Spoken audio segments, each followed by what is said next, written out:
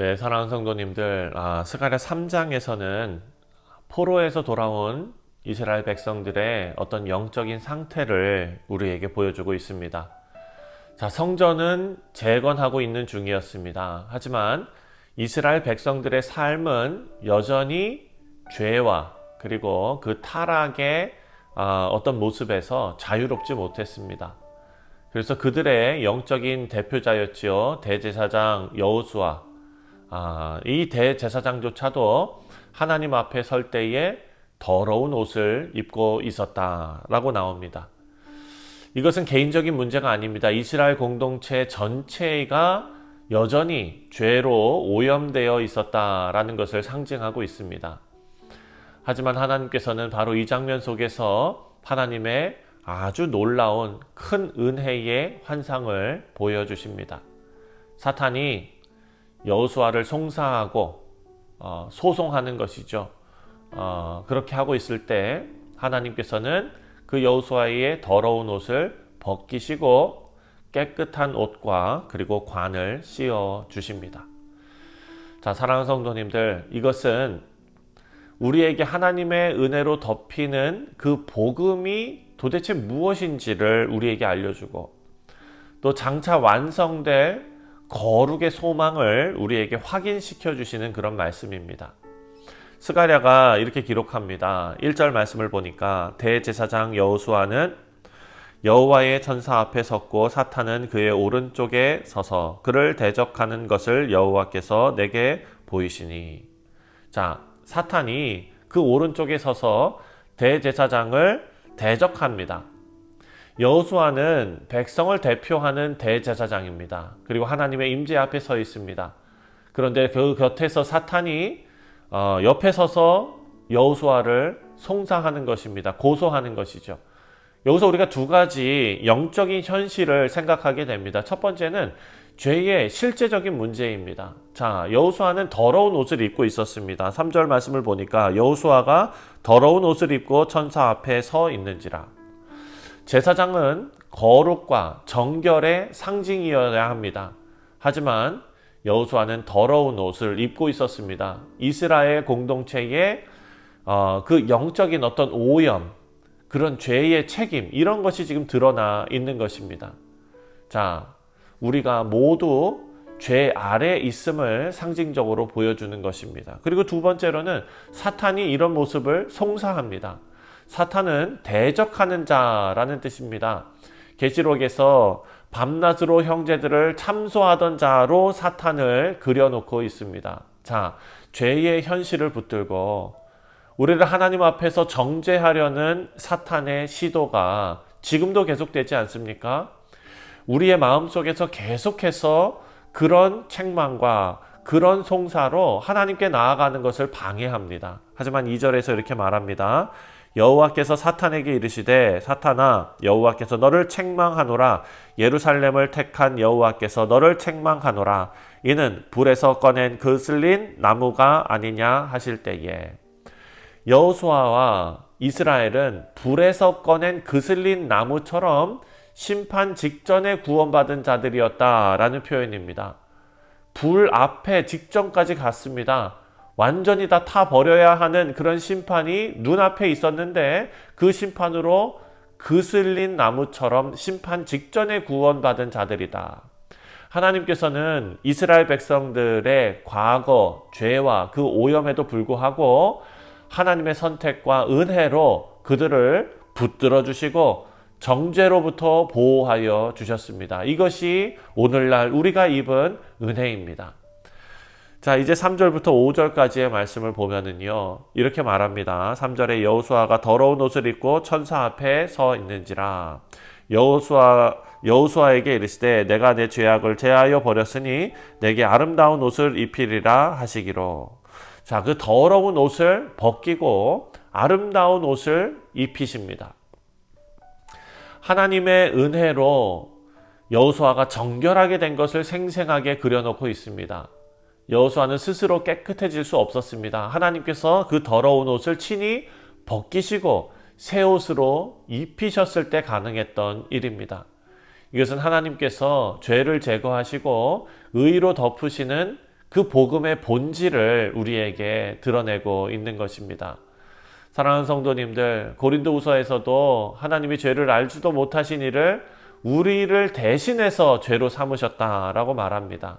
이것은 우리가 그 안에서 하나님의 의가 되게 하기 위해서 하나님 그렇게 하신 것입니다. 또한 오늘 본문 5절 말씀을 보니까 내가 말하되 정결한 관을 그의 머리에 씌우소서 하매 곧 정결한 관을 그의 머리에 씌우며 옷을 입히고 여호와의 천사는 곁에 섰는지라. 사랑하는 성도님들, 정결한 관을 제사장의 머리 장식으로 씌우게 하셨습니다. 이것은 그냥 깨끗하게 되었다라는 그런 선언, 그 이상으로 제사장직의 회복과 그리고 그 사명으로 부르셨다라는 것을 의미하고 있습니다. 사랑하는 성도님들, 여기서 아주 중요한 점을 우리가 생각해야 합니다. 우리는 하나님께로부터 죄를 용서받은 상태에서 머무른 것이 아니라 하나님께서는 우리를 다시 사명자의 자리로 세우셨다라는 것입니다. 사랑하는 성도님들, 우리가 구원받은 자로서 이제 사명자의 삶을 살기를 바랍니다. 그리고 정결하게 하신 하나님께서는 여호수아에게 새로운 사명을 주셨다라고 했는데 7절 말씀을 보면 만군의 여호와의 말씀에 내가 만일 내 도를 행하여 내 규례를 지키면 내가 내 집을 다스릴 것이요 내 뜰을 지킬 것이며 또 내가 또 너로 여기 섰는 자들 가운데 왕래하게 하리라. 아멘. 자, 하나님의 도를 행하며 하나님의 길을 지키면 내가 너로 다스리게 하시겠다라고 말씀하셨습니다. 용서받은 백성은 이제 순종과 거룩의 삶으로 부름받습니다. 하나님의 은혜는 우리를 의롭다 하시는 것에 끝나는 것이 아니라 새로운 삶을 살도록 능력과 길을 열어주신다. 너무나 감사한 말씀입니다. 8절 말씀을 보니까 대제사장 여호수아야 너와 내 앞에 앉은 내 동료들은 내 말을 들을 것이니라. 이들은 예표의 사람들이라. 내가 내 종 싹을 나게 하리라. 내가 내 종 싹을 나게 하리라. 자, 이게 무슨 말입니까? 여기서 말하는 싹이라는 것은 메시아를 가리키는 예언적인 표현입니다.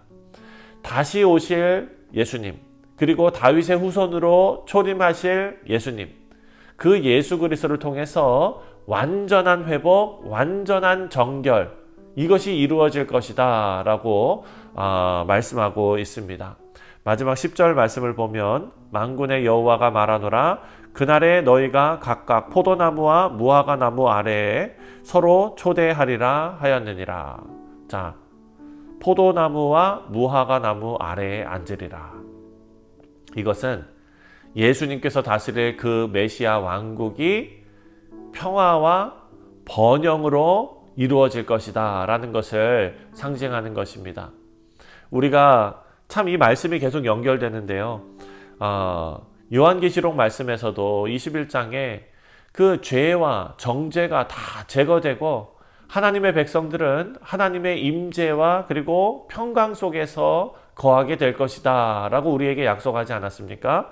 그 말씀이 스가랴 선지자의 입술을 통해서도 선포되고 있는 것입니다. 오늘 이 3장 말씀을 통해서 우리가 4가지를 생각했습니다. 첫 번째는 하나님께서 그 더러운 옷을 벗게 하시는 것처럼 정죄에서 벗어나게 하시는 하나님의 은혜를 우리가 생각했습니다. 그리고 두 번째로 그것을 벗기시고 깨끗한 예수 그리스도의 의의 옷으로 우리에게 입히셨다. 이것이 복음입니다. 또 세 번째로 그렇게 깨끗하게 된 것으로 끝나는 것이 아니라 거룩과 사명자로서의 진정한 회복을 우리에게 주셨습니다. 그래서 죄사함은 종착점이 아닙니다. 그것은 거룩과 순종의 새로운 출발점입니다. 이제 마지막으로 메시아 예수 그리스도 안에서 완전하게 완성될 구속의 역사를 싹으로 오신 예수님이라는 표현으로 우리에게 이미 이 약속의 첫 열매를 맛보게 하셨고 이제 장차 완성될 영광을 바라보게 하십니다. 사랑하는 성도님들, 오늘 3장을 묵상했습니다.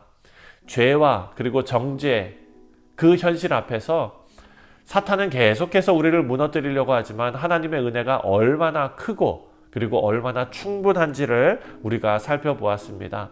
이제 하나님의 이 약속을 붙들고 사탄을 대신 정말 계속해서 우리를 무너뜨리려고 하는 그런 송사, 우리를 계속해서 무너뜨리려고 하는 그런 소송, 그 대신 십자가의 은혜를 말씀하신 그리고 직접 보여주신 그 하나님의 은혜를 붙들고 거룩함과 순종함으로 응답하는 오늘 하루 되시기를 주님의 이름으로 축원드립니다. 기도하겠습니다.